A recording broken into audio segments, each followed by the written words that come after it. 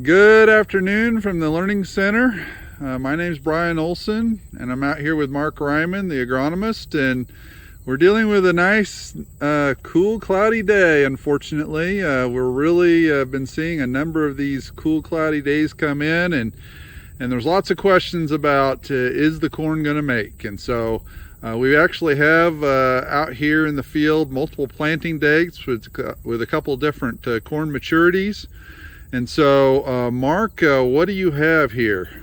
So we're just looking at, some corn we planted extremely early, April 10th, and that happens to be a 113-day product. And then we've got a 116-day product planted May 5th. So we're looking at them just kind of get a gauge of where growth stage is, how things are progressing, and, where we are relative to maybe where we think we should be coming into the end of the growing season.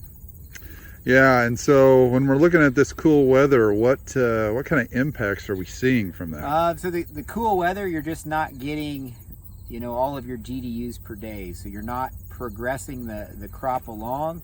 It is nice to get cool at night, but you want to warm up a lot faster during the day and have a lot less cloudy conditions. If we look at these products right now, not seeing a ton of difference between, that extremely early planting for us this year and this one here. We're seeing some denting in the 116-day planted May 5th, and maybe you're starting to see the starch line develop, but it's not very well defined. The 113-day is fully dented, and you're seeing that starch line develop. It's nowhere near like 50% milk line for silage cutting or things like that yet, but it is progressing. The other thing we're concerned about, and I've got a couple more ears here. So with cloudy conditions, just like drought stress or maybe density stress out there in the field, anything like that that's kind of limiting what that plant can do, you might start to see some kernel abortion. These tip kernels might not have pollinated, but then these ones down here, we're getting kind of past where you lose them, but sometimes if the plant doesn't have enough photosynthase, it'll kind of wall off that kernel and won't let it develop.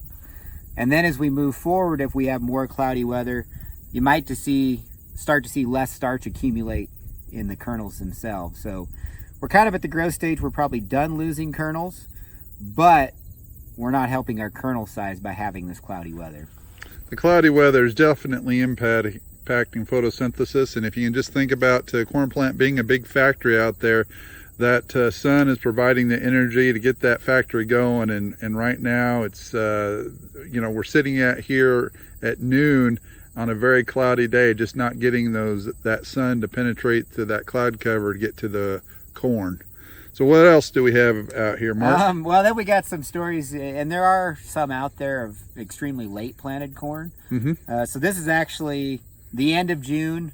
I wouldn't necessarily recommend it, but it's we're trying to get across the acres. And we've got corn that pollinated about 10 days ago, and so now we're at the blister growth stage. The good news for this one is it's a 96-day product, so it has a chance to make it. I've got some 116-day corn planted June 17th. It's about the same stage, and I'm not sure that it's gonna get anywhere near it if you look at how many GDUs we have left. There is one thing they do see that if you plant a crop later, maybe it takes a few less GDUs to get it to those growth stages as what you would traditionally think. So that is one thing that might be helping us out there to get some of this corn to the end of the season. Okay, well, definitely going to be challenging as we move forward. The best thing for us would be to have some nice sunny days with some warmer temperatures to move this corn crop along.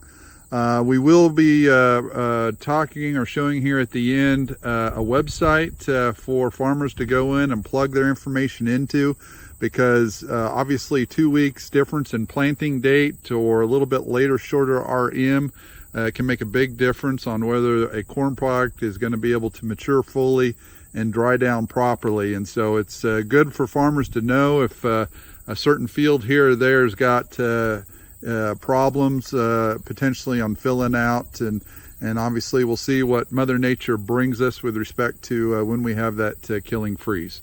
Any other final thoughts, Mark? No, other than, we can't do a lot about it. We'll just keep an eye on it and hope for the best in terms of, that frost date. Average frost is about October 12th here. Hopefully we don't get it that soon for some of these crops that got in the ground late. All right. Well, with that, we'll talk to you in the future about other agronomic topics.